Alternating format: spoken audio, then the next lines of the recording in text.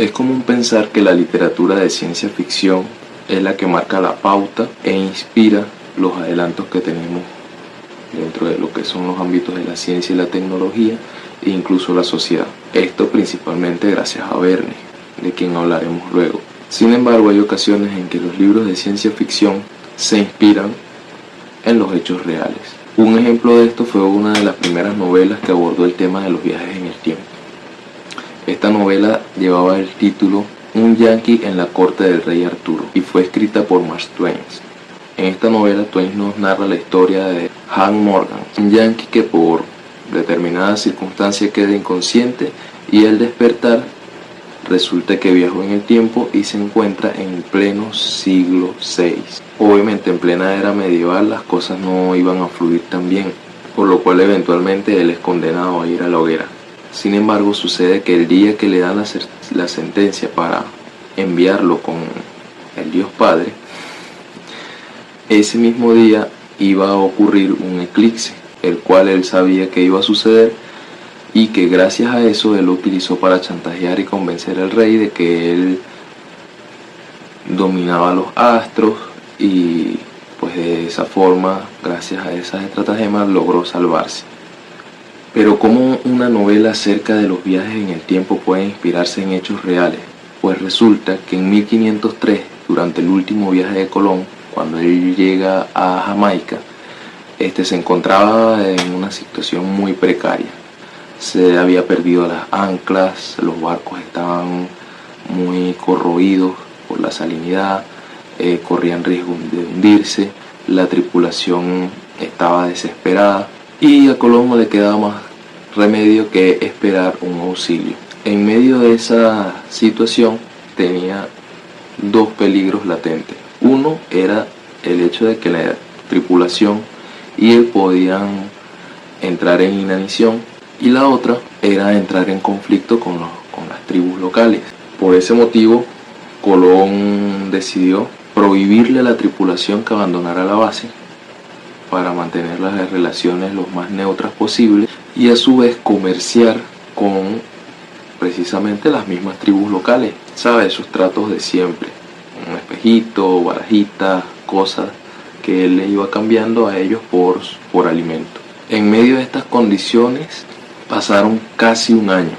Ya en 1504 la tripulación completamente, o bueno, parte de la tripulación completamente desesperados, toman la decisión de desertar, de huir.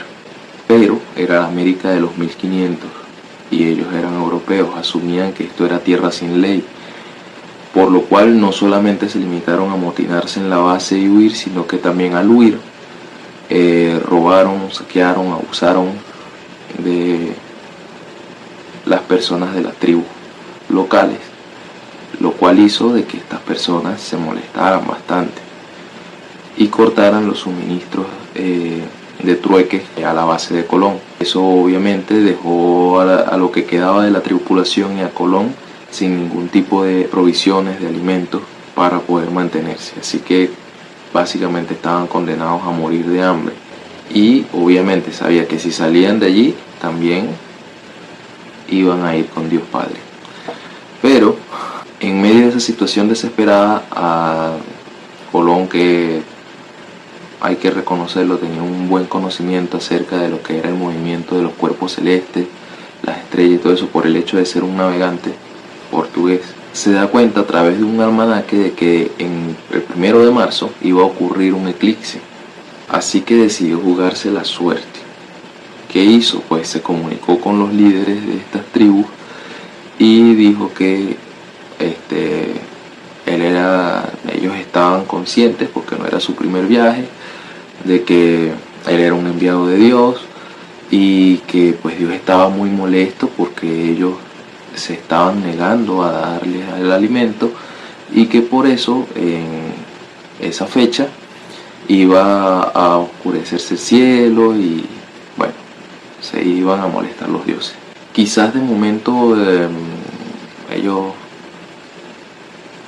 dudaron un poco acerca de lo que estaba diciendo Colón, pero en el momento en el que empezó a ocurrir el fenómeno del eclipse, se horrorizaron completamente, todos corrieron, entraron en pánico, rogaron a Colón de que detuviese eso y que bueno, que ellos iban a cumplir, que les iban a entregar alimento y todo eso. La ayuda iba a llegar a Colón, básicamente era al mes siguiente o 2 meses después de eso. Eran los que teníamos menos registrados, en conocimiento de que iba a llegar la ayuda. Obviamente Colón sabía de que pues, simplemente era un eclipse, era algo pasajero, así que él simplemente siguió con su actuación y dijo pues chévere, que iba a conversar con los dioses para que se solucionara el asunto. Al pasar el fenómeno como tal, los lugareños cumplieron sus promesas y empezaron a llevar continuamente a Colón provisiones. La ayuda para Colón llegó aproximadamente 1 o 2 meses después del suceso del eclipse. Lo cierto es que pues se salvó por la campana. Sin embargo, tampoco es que le haya servido de mucho, porque pues 2 años después es que se fue. Lo curioso del asunto es que nosotros podríamos entender que quizás para aquellas personas un evento de tal magnitud y que haya sido predicho con tanta exactitud por una persona hubiese sido indicativo de que de verdad era una señal de los dioses o algo así, debido al escaso conocimiento que ellos poseían.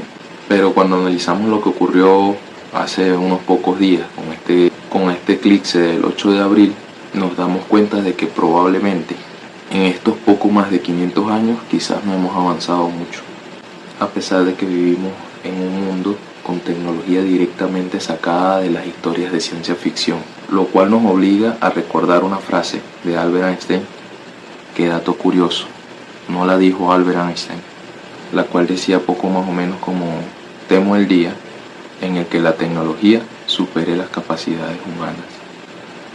Tendremos una generación de idiotas. Reflexionen en eso.